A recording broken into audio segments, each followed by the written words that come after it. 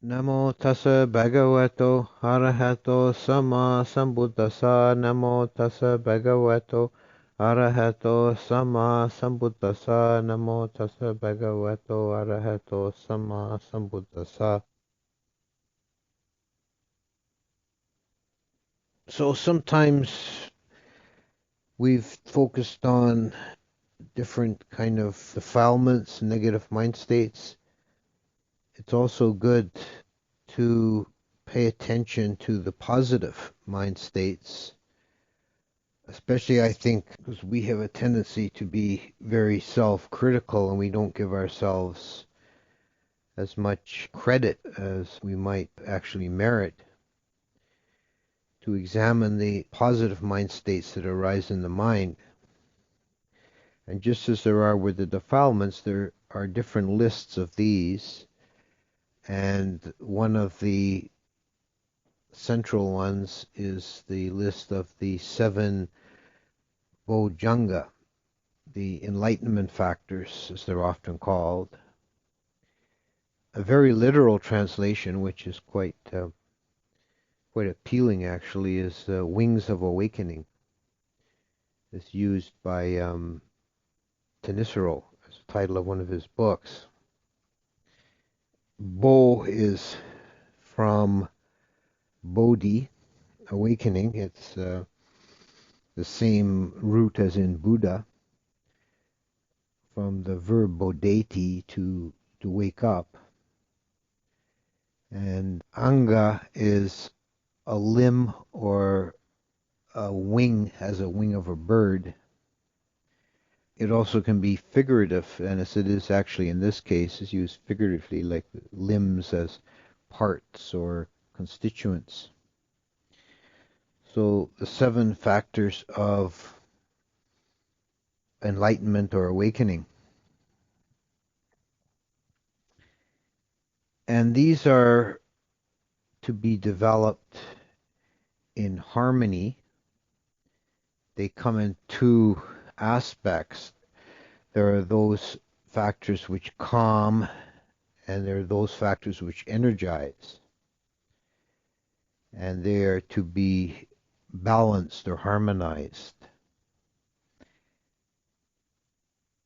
In the sutta where the Buddha, I think it was the first time he brought up this particular list of factors, he used the analogy of keeping a fire going steady. So we have here, people who stayed here know how it is in the cabins with the wood stove in the winter, how it's possible to get the place over hot and cook yourself out, or you might struggle with the fire and be cold. And there's a skill in maintaining just the right balance. And when the cabin is too cold, that's the time to open up the air breather and throw in a bunch of birch bark and dry kindling and get a good blaze going. If it's getting too hot, that's the time to damp the air breather down and not feed anything into the fire. So the idea is keeping fire steady and either energizing it or calming it, damping it as required to keep it at that steady state, which is what the enlightenment factors are meant to do with the mind. It's a harmony or a balance between energy and activity and calm and peacefulness. If one is too energized and there's no calm in the base, in the being, then you have agitation and kind of erratic behavior and jumpiness. But if there's too much calm, too tranquil without any energy or activation behind it, then you just become kind of a indolent, dull, inert sort of person. You can relate these two sides, I think, to the Taoist concept of yin and yang. Be two principles that are to be harmonized for a full expression, for a perfect expression of being. The two sides have to be in harmony. If one is overdeveloped relative to the other, then there's disharmony and the expression will somehow be dysfunctional.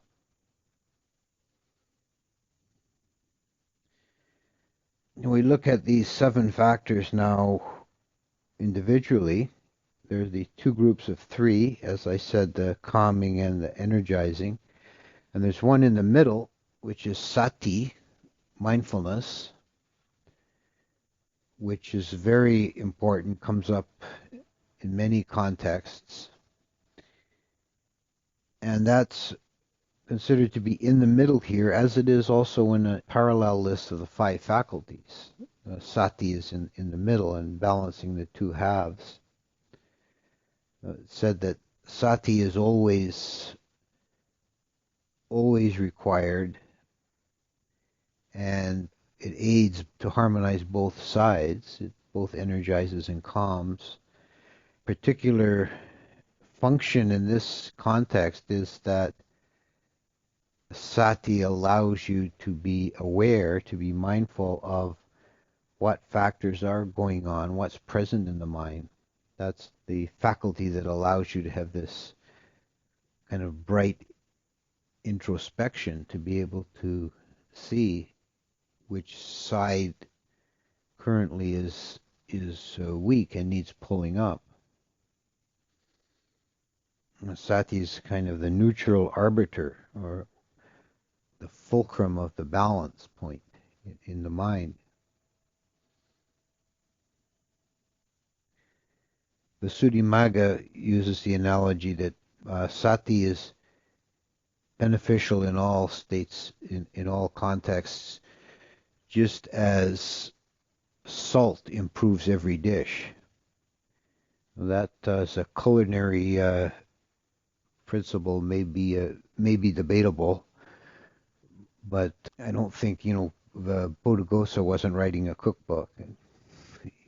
So he was using an analogy that came to mind.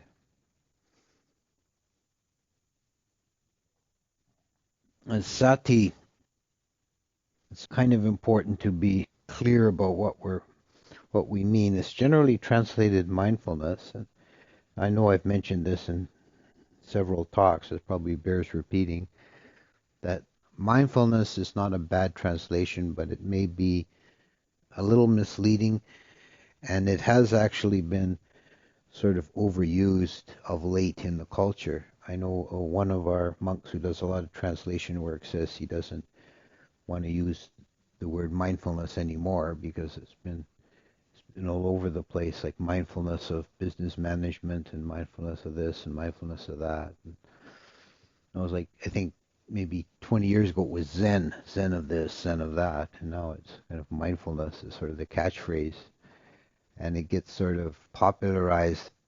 It's spread broadly but thinly, and people don't kind of get wrong ideas about what it means.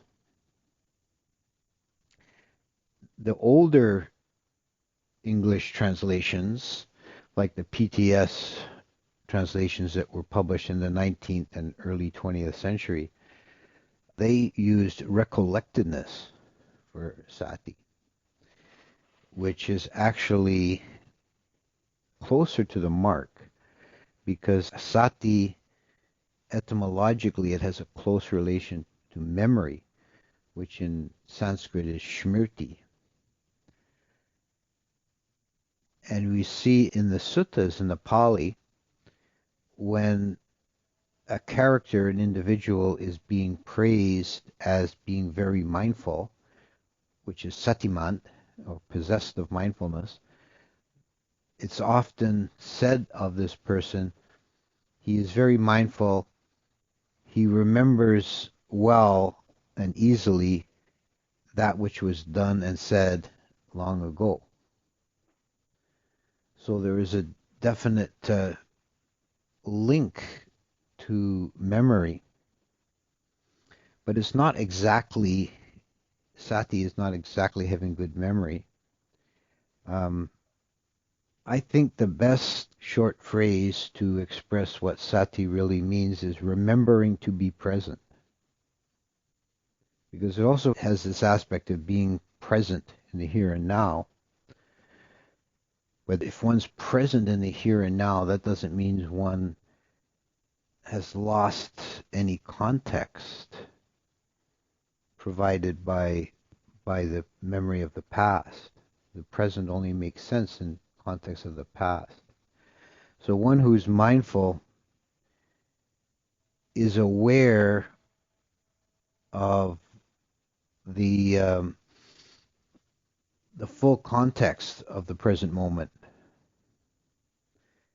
knows who he is, where he is, what's going on, what he should be doing. Oh, there's another Pali word, sampojanya. And in other teachings, sati and sampojanya are distinguished as two aspects of mindfulness. Right? And when it's distinguished from sampojanya, sati is more the mindfulness of the present moment. It's kind of very precise situational mindfulness. And sampajanya is a broader brush, taking in the full context. But in the general use of sati, it really encompasses both. Another way to think of it is that sati means being awake. You can think of times when you've woken up from a deep sleep and you might be a bit groggy for a few minutes. And you don't really know where you are or what's the day's business or what you should be doing, where you should be going.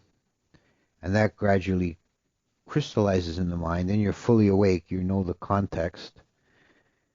You know who you are, where you are, what you're doing, what happened before, what happens next. That's being fully awake. That's having good sati. One is unconfused. There's another phrase that comes up related to sati. It's the opposite of being confused. You're clear. Your mind is clear and bright.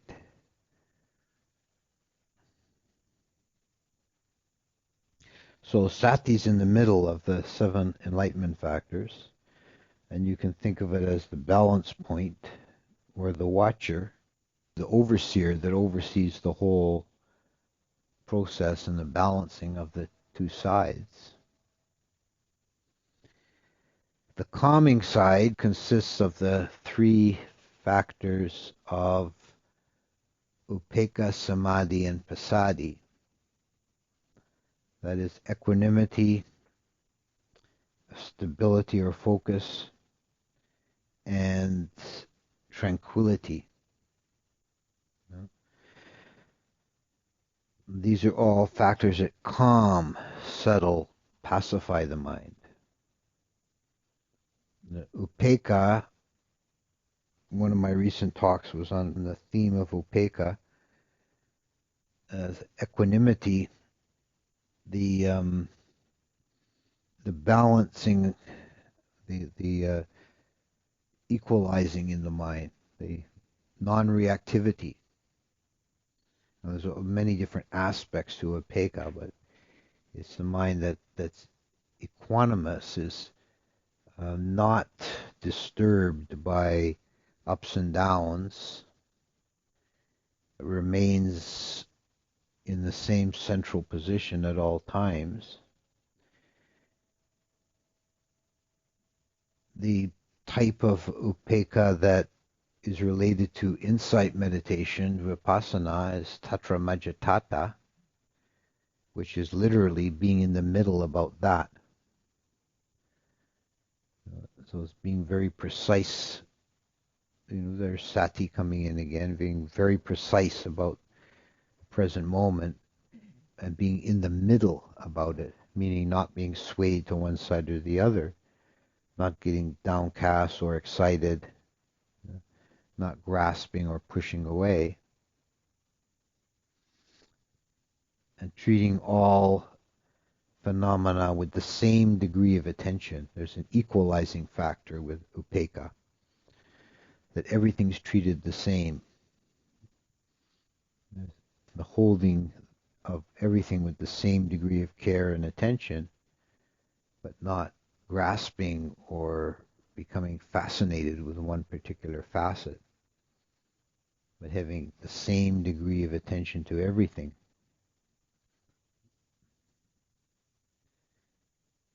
And passaddhi is tranquility, is a quality of mind of peacefulness, the opposite of being agitated or upset or excited. It's a calm, peaceful demeanor, being tranquil. It's very pleasant to be around tranquil people. This makes for harmonious social situations when people are tranquil. They're not getting agitated or excited. And it's very pleasant internally. When you're tranquil, it feels pleasant. There's no agitation in the mind. There's no great push and pull to develop this calmness. And the real test is being able to be tranquil even in changing circumstances and difficult situations, to retain your tranquility.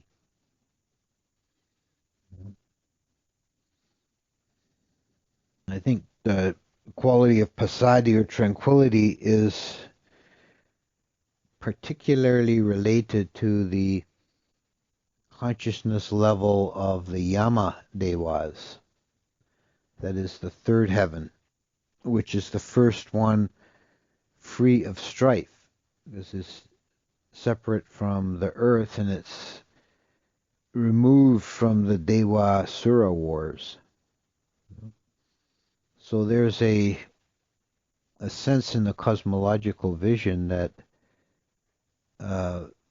strife and conflict and the agitation arising from dispute, that carries on even as high as the Tawatingsa gods, that there's a strife and a tension and an agitation with the Asuras. But then you can transcend that, and there's the Yamadevas, called the peaceful ones or the contented ones. And that's the first level of consciousness completely removed from strife. And passaddhi is a state of mind approaching that. It's a freedom from strife, from internal conflict. And the third of the tranquilizing or calming factors is samadhi, which is, of course, often mentioned in the context of meditation and development of jhana particularly. That samadhi is a stability or the focus of mind, the mind that is still, that doesn't wander. And in the context of meditation, that's the entrance into jhana, is when the stability of the mind becomes very deep and profound, and you're just settled on a single object. But outside of that context, samadhi in context of activity and in the life, that means the ability to keep the mind still and focused. When you're focused on a task, you're doing some job, you have good samadhi when the mind is settled and firm on the task at hand.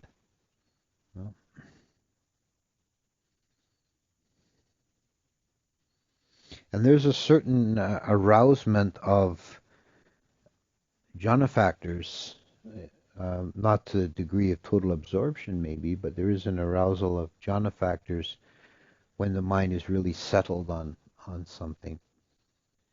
And this is why people find, they find contentment and joy in doing some task that requires close attention. If they find that, people will take it up even when it's not necessary to do. They'll take up hobbies that require close attention because it feels good. You're bringing forward those factors like the joy and the calm that comes with samadhi. So these calming factors, equanimity, tranquility, and stability, calm and pacify and settle the mind. But if they're developed alone without the energizing side, then the mind is going to become very dull and the person is going to be indolent and inactive and kind of sinking, dull consciousness. The energizing factors are required as well, and they move the mind in a opposite direction. These are virya, dhammavicaya, and piti. That is energy, investigation of dhammas, and joy.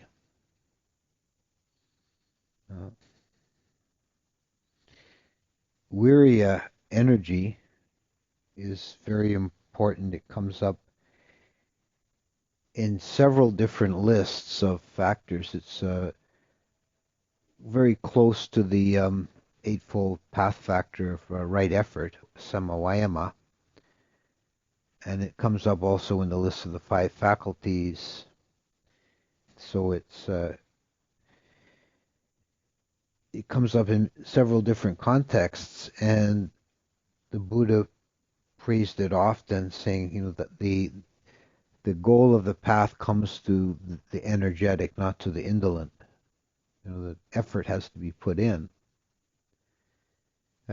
Virya, the word, is the same root as in virile and hero in English. It's a sort of dynamic, masculine kind of energy that is the power in the mind.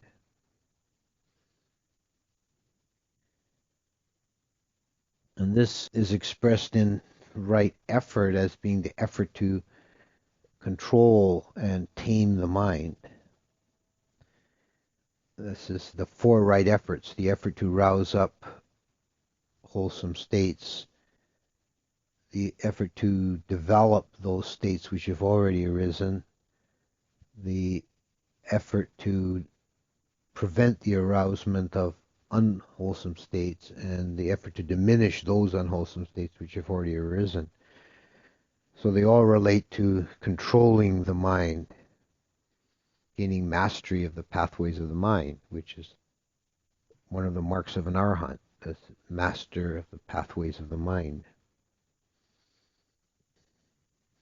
That energy is also applicable to just generally to everything we do. To accomplish anything, we have to rouse energy and apply effort.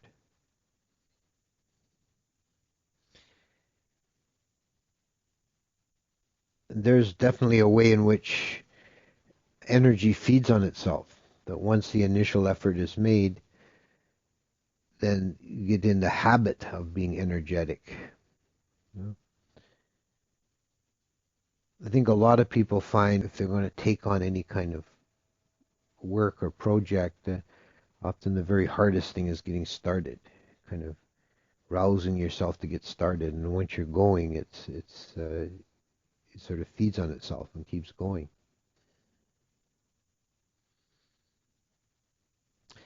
Dhammavicaya, the next factor, investigation of dhammas, is also found under a different name in the four Idipada, the roads to power, as Vimamsa. Dhammavicaya means taking an intelligent curiosity. And dhammas are, basically all things, all phenomena. So the mind takes an interest. It doesn't just let things go by. It sees, observes, learns.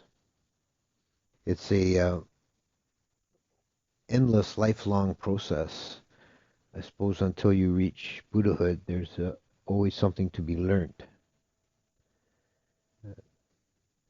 And not to take anything for granted, but to always have this open, inquiring mind. Now, what is this? What is this nature? Where does it come from? Where does it go? How does it work?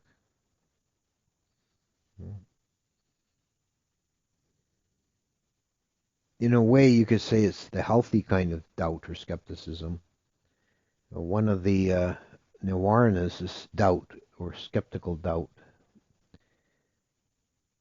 which is one of those terms that's kind of problematic in the English. It's vicikiccha, because what it refers to as a defilement, it refers to the mind that's unsettled. But having Dhammavicaya is not being unsettled, it's being open. The mind is open. And I think part of this is recognizing our own ignorance. There is a tendency or desire in the mind to want things to be settled and known. And we tend to too easily settle on an answer that just sounds pat and lets us put something aside. Okay, that's the way it is. Okay, forget about it. Get on with something else. But it's the real spiritual growth happens when you say, oh, I don't know. That's interesting. Let's see. And you allow that unfoldment to occur. You're not blocking the arising of wisdom by sealing things. You're keeping them open. And the Dhammavicaya is being comfortable with this flow of not knowing. And that's the road to learning and wisdom, allowing things to unfold. And it's on this energizing side. It is an energetic aspect of mind. The mind is engaging in phenomena.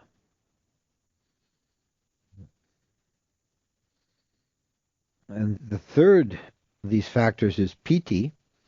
And piti, in the context of jhana meditation, is the rapture associated principally with second jhana. It's present in first and second jhana, predominant in second jhana, is this happiness and joy associated with thrilling sensations in the body.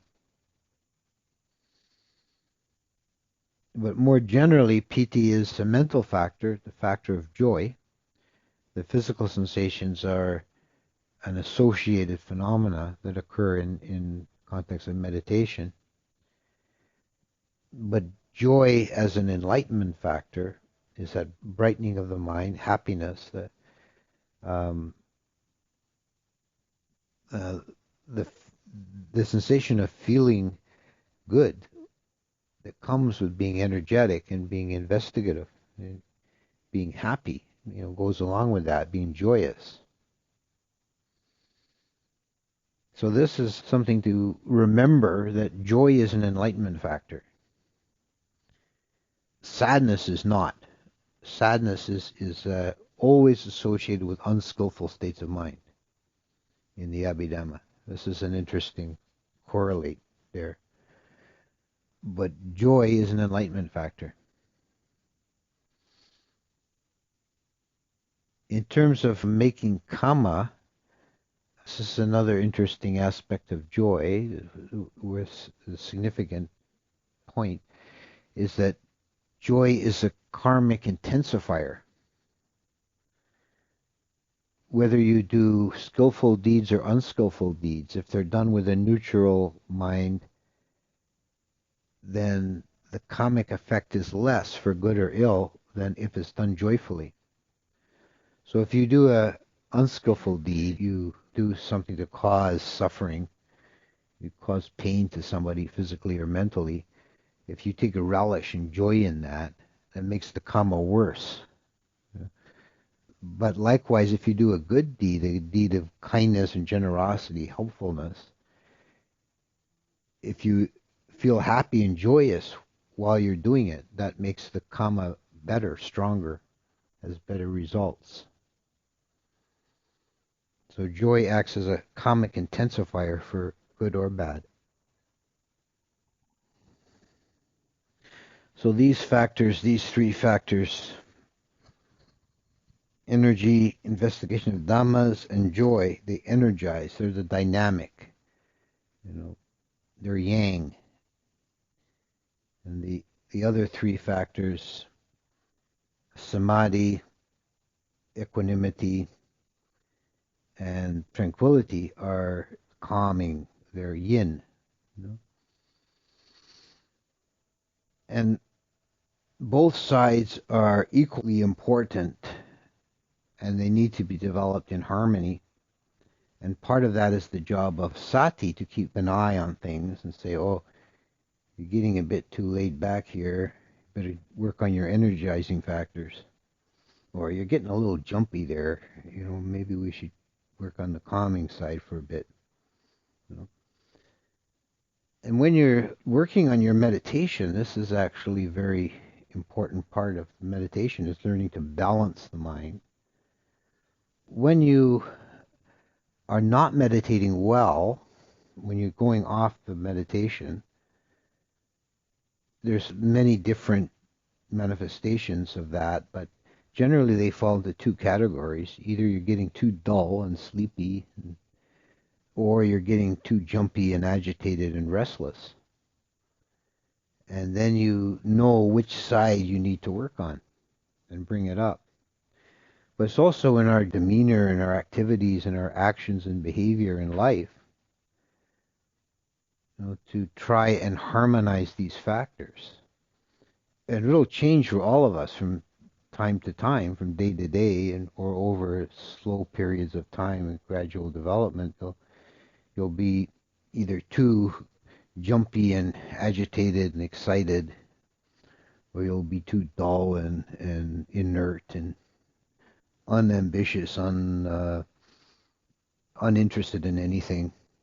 Then if you have this process of balancing the factors and knowing when's the time to throw in dry wood and when's the time to throw in wet grass, you can keep that fire steadily going and bring all the factors, all 7 factors up, but in harmony together. And when you see it getting out of harmony, then you know these are the things I have to work on. And this is a very good list for that, for the practical advice of self-improvement. It's a good diagnostic. And then you know what factors you need to work on and improve. So I think I'll stop there. That's some words on the 7 enlightenment factors.